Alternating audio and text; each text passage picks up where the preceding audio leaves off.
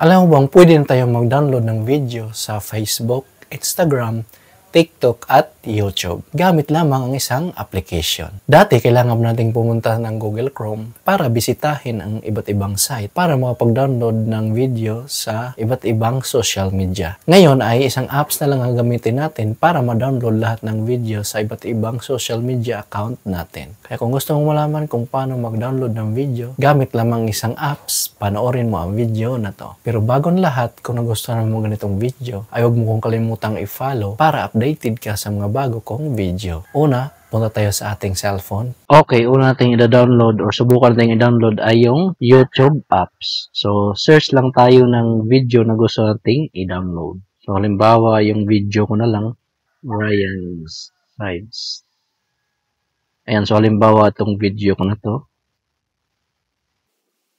Ayan, so antayin lang natin matapos yung ads.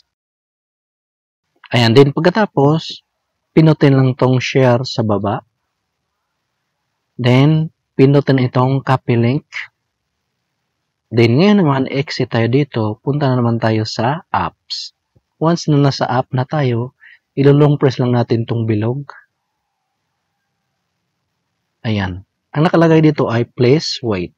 So, antayin lang nating mag-download. Ayan, download. So, nakikita naman natin kung ilang percent. So, antayin lang nating matapos. Ayan, nakalagay dito ay download complete. So, saan natin makikita ang dinownload natin? So, exit lang tayo dito. Punta lang tayo ng gallery. Ayan, so, kung mapapansin niyo, andito yung download ko. So, subukan natin i-play. Ayan, so, ito yung video na galing sa YouTube. So, ngayon naman, pupunta naman tayo sa TikTok, then subukan natin i-download. Hahanap tayo ng video na gusto nating i-download. So, hahanap lang ako.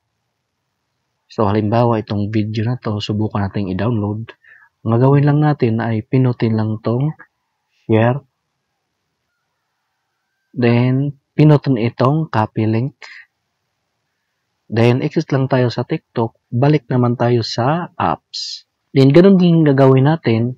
Ilolong press lang natin yung circle. Ayan. Nakalagay dito, please wait. So, antayin lang natin. Ayan, download. Ngayon naman, pupunta tayo ng gallery. Titignan ko kung andun ba yung download natin. Ayan, so kung mapapansin nyo, ito yung dinownload natin sa TikTok. Subukan lang natin i-play. Ayan. So, ito yung dinownload natin galing sa TikTok. So, exit naman tayo dito.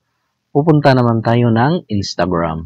Ayan, once na nasa Instagram na tayo, pili lang tayo ng video na gusto nating i-download.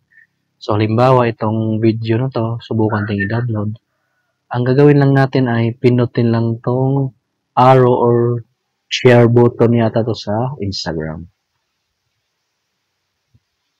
Then, pinutin lang tong copy link. Then, exit naman tayo dito. Pupunta naman tayo sa apps. Then, ganun din gagawin natin. Long press lang natin yung circle. Ayan, nakalagay, please wait. So, once na press natin yung circle, ay automatic magda-download siya. So, antayin lang natin ma-download niya. Ayan, downloading. Ayan, download complete. So, balik ulit tayo sa gallery. Ayan, so ito yung dinownload natin na video galing sa Instagram, yung pinakauna. So, ngayon naman, i-exit lang tayo dito. Punta naman tayo sa Facebook. Ayan, so, para hindi tayo maghanap ng video, dito lang kukuha ng video sa Facebook page ko. So, hanapin lang natin yung video natin gustong i-download. So, halimbawa, itong in-upload ko kagabi. So, gagawin lang natin, pinutin lang tong share. Then, pinutin lang tong copy link. Then, exit lang tayo sa Facebook. Punta naman tayo sa apps. Then, ganun din gagawin natin. Ilolong press lang natin yung circle. Ayan, please wait.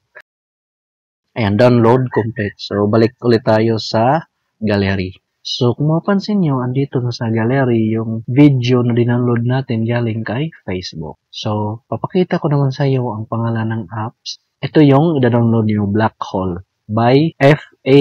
WhatsApp. Di ko alam kung paano to basahin. Once na binuksan nyo yung apps, ayan, ganyan kaagad yung lalabas. So, ganun lang kadali, paano mag-download ng video sa kahit saang platform. Kung nagustuhan mo ang video na to, huwag kalimutang mag-like, subscribe, at hit notification bell para updated ka sa mga bago kong video.